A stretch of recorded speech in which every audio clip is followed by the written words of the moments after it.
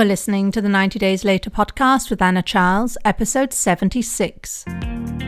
Welcome to the 90 Days Later podcast, where I show you how to stop over drinking in 90 days without missing out on life. If you're not an alcoholic, but fed up with saying yes to a drink when you mean to say no, you're in the right place. Hi all, and welcome back to the podcast. Very excited to start with a little bit of news that this podcast has been listed as one of the top 10 podcasts around changing how you view and interact with alcohol. So that's very exciting. Thanks to everybody who's left a review, who rates the podcast or who shares, if you share it with friends and colleagues and so on, because that is the way that I get on these lists, and that is the way that this reaches more people. Right? I do these podcasts for free. This is my content to get out there because I want to show what is possible, that it is totally possible to change your relationship with alcohol without, having to claim you're powerless and all the rest of it. All right, so that was that. And today we're going to have the fun topic of feeling deprived.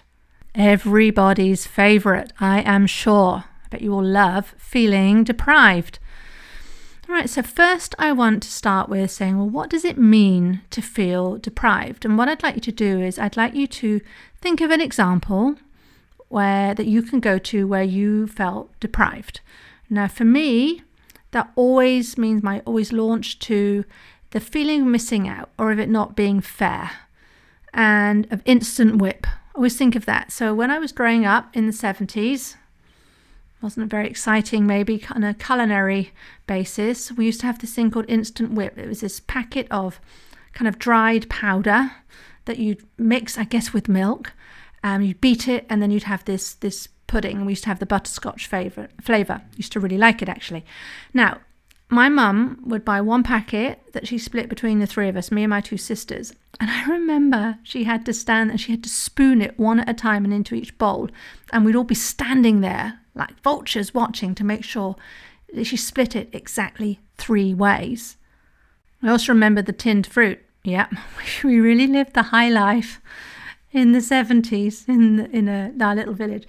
Right, so we loved tinned fruit. We'd have one tin between the three of us girls, and in the tin there would generally be one grape, and that was the prized thing that you wanted to eat. And so, Mum would have to be very careful to remember who had it last time so that she got split evenly. I have it one time, then sister has it the next, and then the other sister has it the next time. And all arguments would ensue. And it wasn't so much that you'd feel left out if you didn't have the grape. It was you'd feel left out if you didn't, if one of the sisters had it 2 weeks running, right? We would be aghast. It's not fair. Really missing out. And I think back, my poor mother, really. But, even in these very little examples, we were showing and exhibiting the feeling of deprivation. So I want to start with that I want us all to agree that deprivation is a state of feeling. It's just how we're feeling emotionally. I like to see it as a signal that something's going on, and it's your job to find out what that is. So whatever you went through just now, whatever you thought of, the type of deprivation that you conjured up, that's typically what we think when we talk about feeling deprived. But not all deprivation is equal. There's what I call emotional or active deprivation, or physical and passive deprivation, physical or passive deprivation. And that's what I want to start with first, the physical deprivation. And this is when we're lacking or missing something, but we don't control it. And I bet that most of you didn't think of this. I bet you thought of the emotional deprivation we're going to cover in a minute. But I want you to think about and consider this physical deprivation. And a good example of this is sleep. Now, sleeping is a basic biological function. We need it to survive. It's just one of the things that we humans need to function. Now, I want you to think about a time when you need sleep. Maybe it was when you were pulling an all-nighter at work, or maybe you wanted to stay up partying with some friends, or it could even be when you're lying there awake at night and you just can't get to sleep, right? It doesn't matter however hard you try, you can't get to sleep. You're tired and fit to drop, but you're just awake. Now, in each of these scenarios, I want you to remember, I want you to envision how awful it feels actually, right? When you're so tired, you're fit to drop and you just can't get to sleep. or when you're staying up because you've got to finish a piece of work and you're so tired and you're just desperately trying to stay awake, right? Take yourself to that place. And it's really, really uncomfortable, because what's happening is what we're doing is we're depriving ourselves of something that our body truly needs.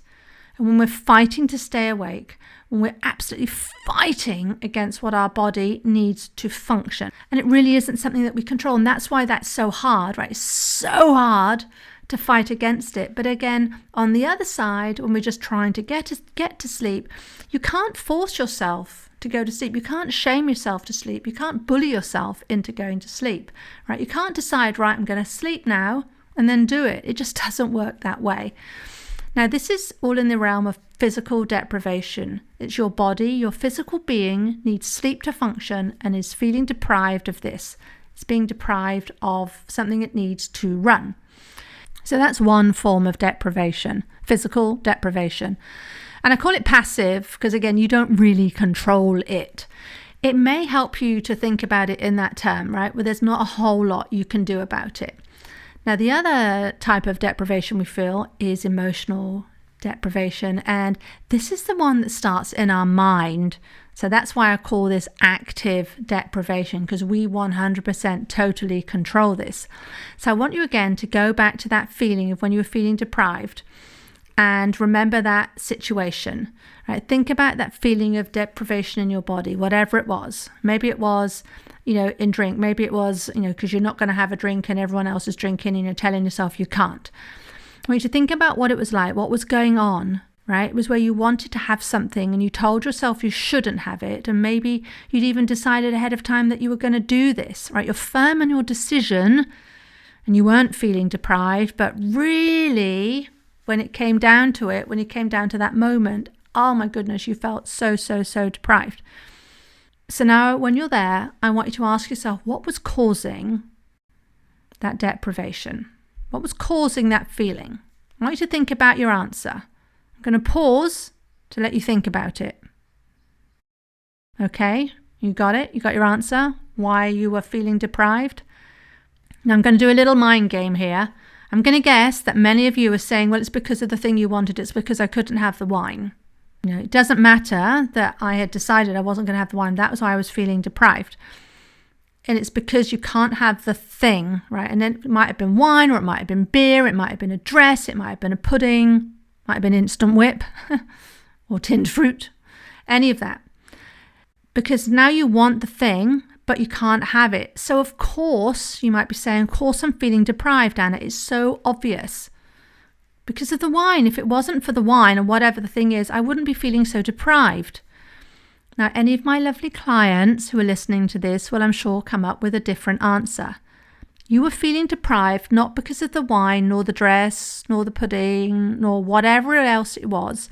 It wasn't the thing that you wanted. It wasn't because everyone else was drinking around you or by anything external to you. Your feelings of deprivation came from you, from your mind, from your thoughts, by how you were thinking about the wine and how you were thinking about how that impacted you. And this is when we say, but it feels awful when we're feeling that way. But I want to offer, this is not a problem. In fact, it is excellent news. Because remember what I said at the top? I said this feeling emotionally deprived is kind of like active deprivation. You control it. I'm going to give you 3 ways to think about it in a way that will give you back that control, or remind you, because you always have that control actually. Firstly, I want you to recognize entitlement, right? I want you to recognize the feeling and pay close attention to see if you're feeling entitled at the same time as deprived. Because entitlement is a very close partner of deprivation. Wherever you find entitlement, you're going to find deprivation lurking somewhere close by. I'm going to give you an example. It's totally unrelated to drinking. Now, I play the game Yahtzee. So you throw 5 dice 3 times and you basically have to score points. There's different combinations of dice that you can throw. Now, the highest point you can score is 50, and that's when you throw 5 of the same. So if you throw them 3 times, you get 5 sixes, 5 1s, whatever. You score 50 points. A big high point. It doesn't happen all the time. My family, when we're playing this out and about, we even high five ourselves, even in public. Our children used to shrink in embarrassment, but no, they rather embrace the emotion. Okay, so you've got this, you can score these 50 points. And that's a huge pleasure.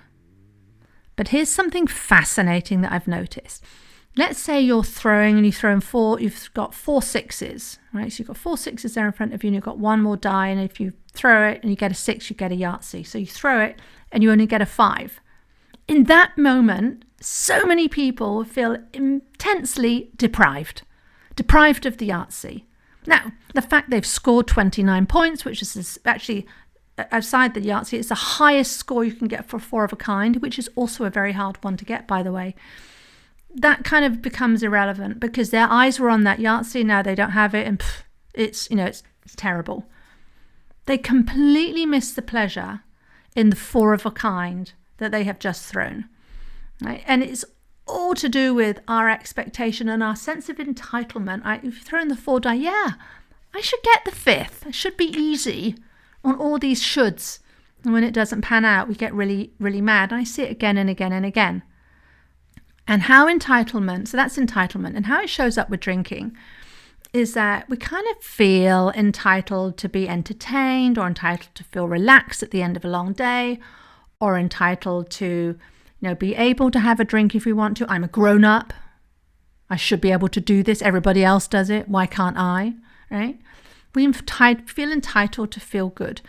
We feel entitled that we shouldn't have to deal with this. We feel entitled that we shouldn't have to deal with stress that makes us drink. Right? If I want a drink, I'm going to have one. And the bananas thing is that we say this to ourselves even when we don't want to drink. Right? It's the thing you really don't want to do. But then you're feeling entitled, I should be able to do it if I want to. So this is the work of unlearning your desire. And this is when that gets really real. And one of the things I teach about this is making decisions ahead of time and how powerful that is. And how that's putting ourselves first and what we really want for our lives over the temporary pleasure in the moment from the glass of wine. But the piece that you might be missing is, in that scenario, you are likely to feel deprived. And I don't want to sell you it any other way. You are. You're going to probably feel mighty deprived, and you might feel deprived again and again and again. But if you just sit there and you realize that feeling deprived and feeling entitled is a choice, how does that change things? So what if you're not happy and relaxed all the time? That's life. It happens. It's 50-50. Sometimes you're going to feel really cranky. Best will in the world, things aren't going to go well all the time.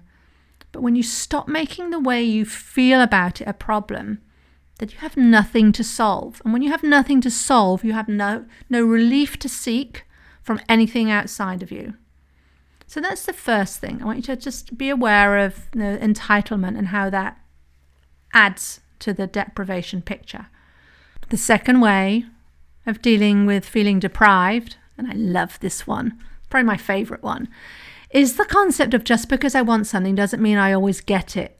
Oh, it can feel really awkward as a grown-up.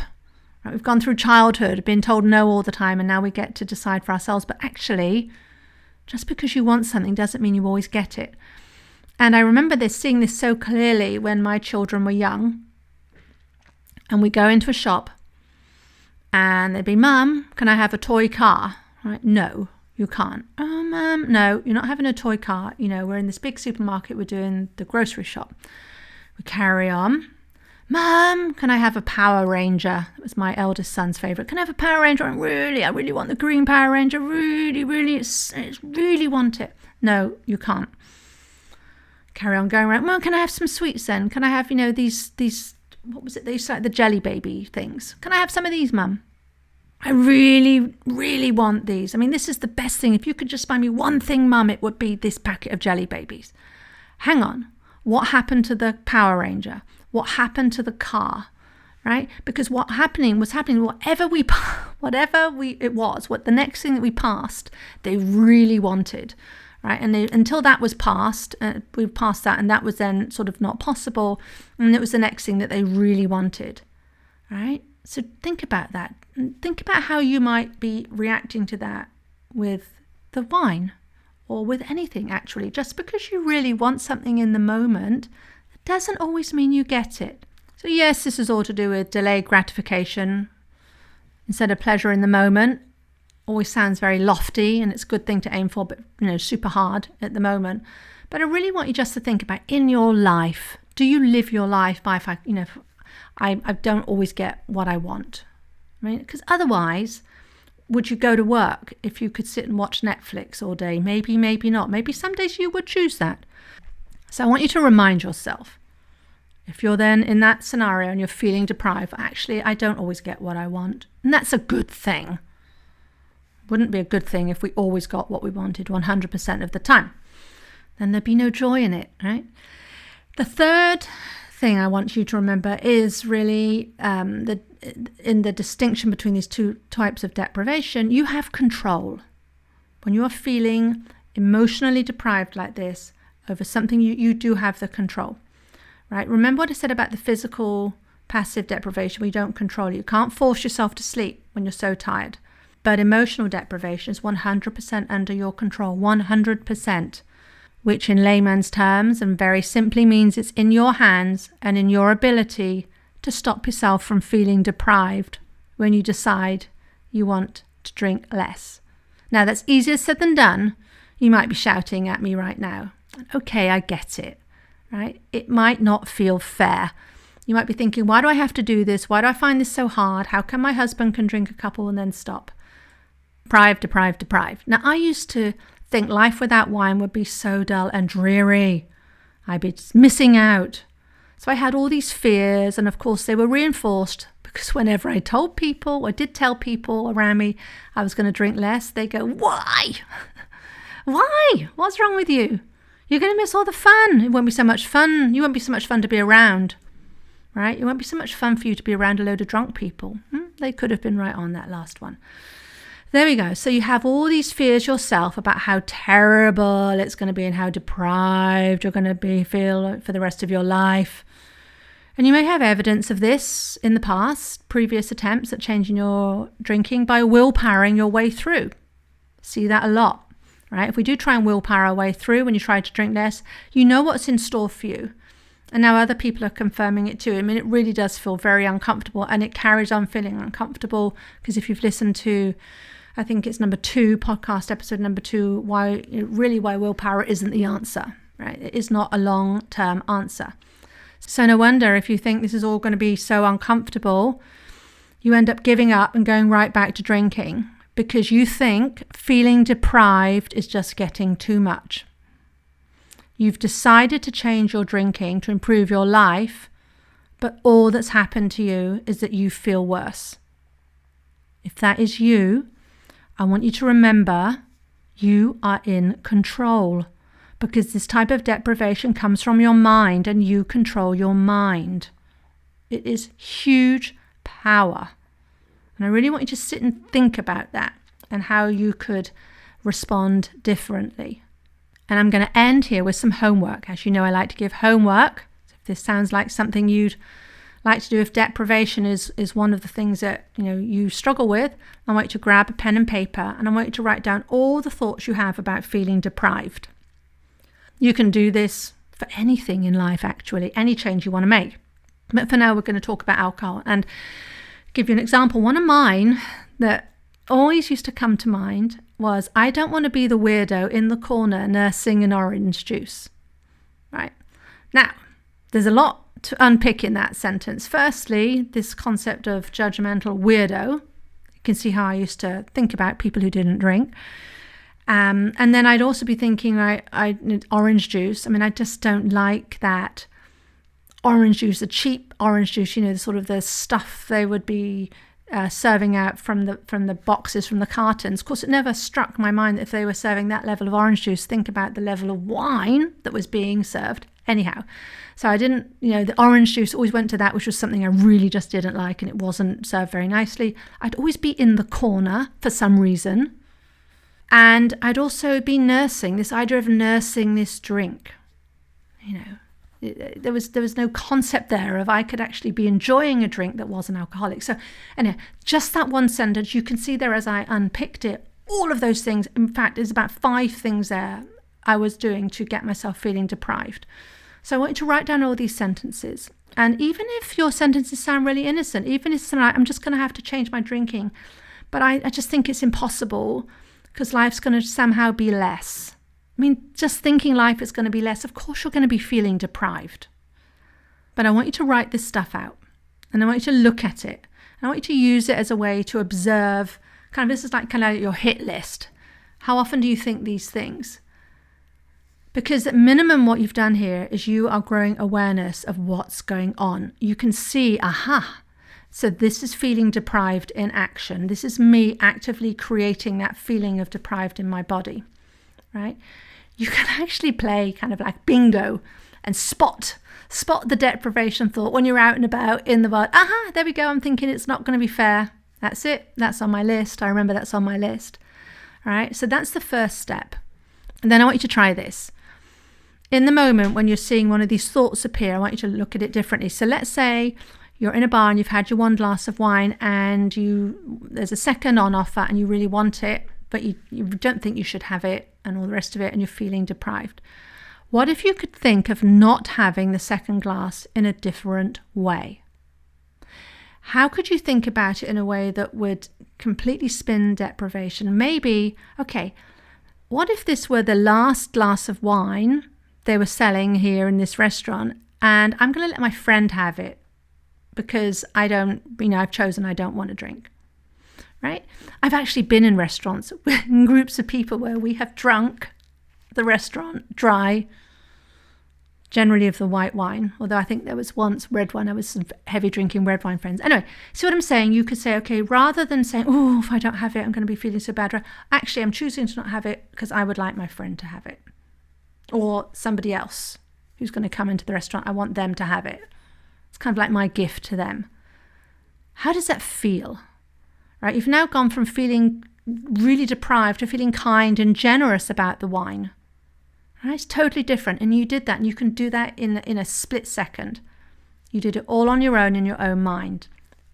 And it's such a beautiful thing. All right, so in summary, I want you to think about feeling deprived in a whole new light.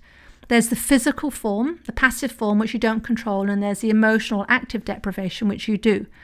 And when you see you're feeling left out because you're telling yourself you're going to feel left out, or you don't want to feel left out, I want you to spot it, right? Because what you're doing is you're telling yourself it's going to be less fun simply because you're telling yourself it's going to be less fun, right? This is crazy.